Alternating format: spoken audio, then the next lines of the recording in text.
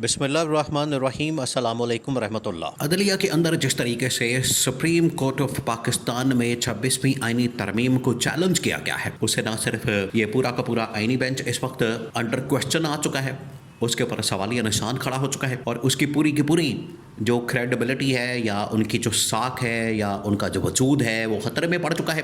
بلکہ اس کے ساتھ ساتھ جو 26ویں آئینی ترمیم کے نتیجے میں دو بڑے ججز، جس میں ایک chief justice of Pakistan justice Yahya Afridi اور نمبر 2 پر کیپٹل کے اندر دارالحکومت کے اندر بھی اسلام آباد ہائی کورٹ کے چیف جسٹس سرفراز ڈوگر، جن کو بالکل آؤٹ آف ٹرن، یعنی چیف جسٹس یحییٰ افریدی کو تو چوتھے 5ویں نمبر سے لا کے بٹھا دیا گیا، چیف جسٹس ان کو بنا دیا گیا، اور یہ جو سرفراز ڈوگر ہیں ان کو 15ویں نمبر سے لا کے چیف جسٹس بنا دیا گیا۔ یہاں سے آپ اندازہ کر سکتے ہیں کہ کس طریقے سے 26ویں آئینی ترمیم کر کے ان لوگوں نے میرٹ کی دھجی اڑائی۔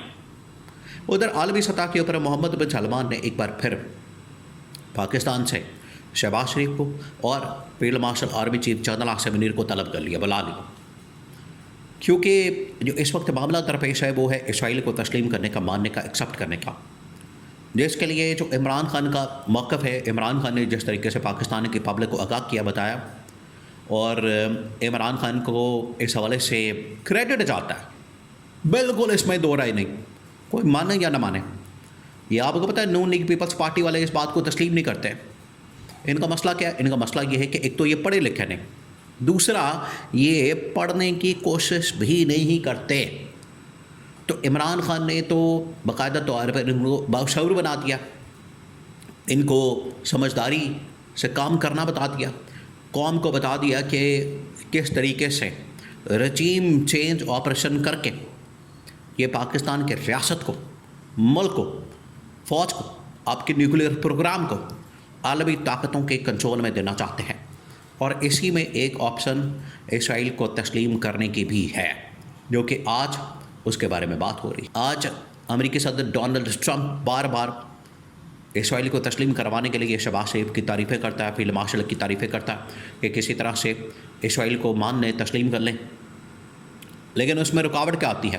اس میں رکاوٹ آتی ہے کہ عمران خان نے اس قوم کو باشعور بنا دیا، جس کی وجہ سے اس قوم کے ہوتے ہوئے، لوگوں کے ہوتے ہوئے، آج کے میڈیا کے دور میں، آج کے ڈیجیٹل سوشل میڈیا کے دور میں اسرائیل کو تسلیم کرنا کوئی خالہ جی کا باڑہ نہیں ہے، یہ اتنا آسان نہیں ہے کہ آپ اس کو تسلیم کر لیں۔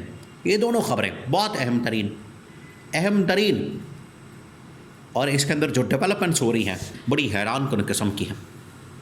نمبر 1 یہ کہ اب سپریم کورٹ پاکستان میں جس طریقے سے سماعت ہو رہی ہے، اس سے پوری کی پوری 26ویں آئینی ترمیم اور اس کے نتیجے میں کھڑے ہونے والی عدلیہ اور ججز، ان کا وجود، ان کا سروائیول خطرے میں پڑ چکا ہے، اسٹیک پہ لگ چکا ہے، ان کی کریڈیبلٹی اسٹیک پہ لگ گئی ہے۔ اب ان کو فیصلہ کرنا آر یا پار، ڈو اور ڈائی سچویشن پیدا ہو چکی ہے، سیناریو ایسا بن گیا ہے، سین یہ بن گیا ہے کہ اب یا تو یہ برقرار رہیں گے، سروائیو کریں گے، آئین اور قانون کی حدود میں رہتے ہوئے یہ قائم رہیں گے، یا پھر ان کو گھر جانا پڑے گا۔ اس کے علاوہ ان کے پاس آپشن کوئی نہیں ہے، اس کے علاوہ ان کے پاس راستہ کوئی نہیں ہے، کیونکہ 26ویں آئینی ترمیم کے نتیجے میں یہ جو آئینی بینچ ہے، آئینی بینچ تو مکمل طور پر ہکا بکا ہے، ان کو سمجھ نہیں آ رہی۔ آپ ذرا اندازہ کریں، آپ امیجن کریں، اکرم شیخ نے جو دلائل دیے، بڑے زبردست قسم کے، کمال کر دیا اس بندے نے۔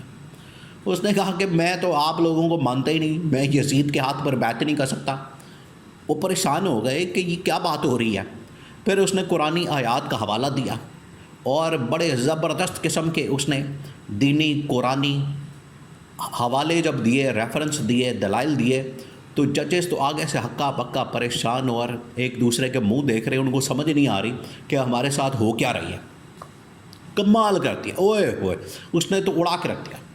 اس نے ایسے دلائل دیے، اس نے ایسا ان کو پریشان کیا، ایسا ان کو مشکل میں ڈالا کہ ان کو سمجھ نہیں آ رہی۔ ججز آٹھ کہہ رہے ہیں نہیں آپ یہ آئین کے اندر بات کریں، آئین کی بات کریں، قانون کی بات کریں، کانسٹیٹیوشن بات کریں، اور وہ آگے سے قرآنی حوالے، اور اس کے بعد یہ یزید کی بیعت نہیں کرنا، میں نے نہیں کرنی، یہ اس طرح کی بات ہے۔ حسینیت کا نعرہ اس نے تو کمال کر دیا۔ جب اس قسم کے اس نے دلائل دیے، جب اس قسم کے اس نے ریمارکس دیے، جب اس قسم کے اس نے آرگومنٹ دیے جو کہ پبلک کی آواز ہے، عوام کی آواز ہے. آج تک کہ عوام کیا چاہتی ہے؟ عوام یہ چاہتی ہے کہ لوگوں کے حقوق دیے جائیں، لوگوں کو مہنگائی سے جان چھڑائی جائے، بے روزگاری سے جان چھڑائی جائے، لوگوں کے حقوق ان کے حوالے کیا جائے. لوگوں کو جو اس وقت مسائل ہیں، سیلاب زدگان، پھر اس کے بعد مہنگائی، بے روزگاری، یہ تمام چیزیں، لوگ تنگ ہیں، لوگ آواز بھی اٹھاتے ہیں، ان کو اٹھا لیا جاتا ہے. سوشل میڈیا کے اوپر آپ ایک ٹویٹ نہیں کر سکتے، آپ فیس بک کے اوپر ایک پوسٹ نہیں کر سکتے، آپ یوٹیوب کے اوپر ایک ویڈیو نہیں لگا سکتے. کیوں؟ کیونکہ آگے سے آپ کو اٹھا لیا جائے گا، غائب کر دیا جائے گا.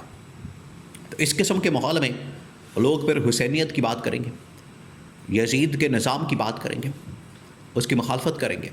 تو یہ بات آج پاکستان کے ٹاپ فورم کے اندر کی جا رہی ہے، جس کی وجہ سے ججز مکمل ہل گئے ہیں. اسی وجہ سے چیف جسٹس پاکستان نے اسٹیبلشمنٹ کے ساتھ رابطہ کرنے کا، ملاقاتیں کرنے کا خبریں سامنے آئی ہیں. اب اگر اس نظام کو بچانا ہے تو اسٹیبلشمنٹ گورنمنٹ مل کر ہی کچھ کر سکتی ہے. اور chief justice Yahya Afridi stage پہ لگ گیا، ہاتھ پاؤں اس نے مارنا شروع کر دیا اور ملاقاتوں کی خبریں آ رہی ہیں. یہ ہے اصل کہانی کہ اب ان کی بھاگ دوڑ، ان کی دوڑیں لگ گئی ہیں، یہ بھاگ دوڑ کر رہے ہیں، اپنے سروائیول کے لیے ہاتھ پاؤں مار رہے ہیں. ادھر آ جائیں محمد بن سلمان پر. محمد بن سلمان نے ایک بار پھر سے پاکستان کی establishment, field marshal army chief general Asim اور شہباز شریف کو کال کیا اور بلایا اور ان سے پوچھا، ان کو کہا گیا کہ بتائیں اب اس کا حل کیسے نکالنا. کیونکہ ایک طرف ٹرمپ ہے، اسرائیل ہے، دوسری طرف آپ ہیں. کیونکہ اب امریکہ نے بھی سعودی عرب کو، محمد بن سلمان کو یہ آفر دی ہے کہ آپ کو طیارے، اسلحہ، فوجی، سیکیورٹی، سب کچھ آپ کو فراہم کرنے کے لیے ہم لوگ تیار ہیں. آپ اس ڈیل سے باہر نکل جائیں جو آپ نے پاکستان کے ساتھ کی ہے. یہ جو پاکستان کے ساتھ ڈیل کی گئی ہے، پاکستان کے ساتھ جو آپ نے ایگریمنٹ کیا، اس سے باہر نکل آئیں. یہ اب پاکستان اور سعودی عرب کے درمیان ایک بہت ہی عجیب و غریب صورتحال پیدا ہو چکی ہے.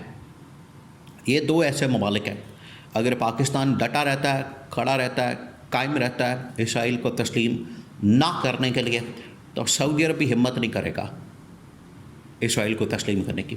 سارا کا سارا دار و مدار اس بات کے اوپر ہے کہ آپ پاکستان، سعودی عرب مل کر اسرائیل کو تسلیم کرتے ہیں یا نہیں کرتے ہیں. اگر یہ کر لیتے ہیں، ان دونوں میں سے کوئی ایک بھی کر لیتا ہے، تو اس کا مطلب ہے کہ پورا کا پورا عالم اسلام پر لیٹ جائے گا. یہ بڑا اہم ترین نقطہ. اس وجہ سے عمران خان کا وہ موقف، عمران خان کا وہ نقطہ، عمران خان کا وہ پوائنٹ، عمران خان کی وہ سوچ کہ ہم نے کسی صورت بھی ایسی ریاست کو تسلیم نہیں کرنا جس کو بانی پاکستان قائد اعظم محمد علی جناح نے ناجائز ریاست ڈکلیئر کیا تھا اور کہا تھا کہ اس کا وجود دنیا کے وجود کے لیے خطرہ ہے. اس لیے اس کو تسلیم کرنا، اس کو ماننا دنیا کے وجود کو خطرات سے دو چار کرنے کے مترادف ہے.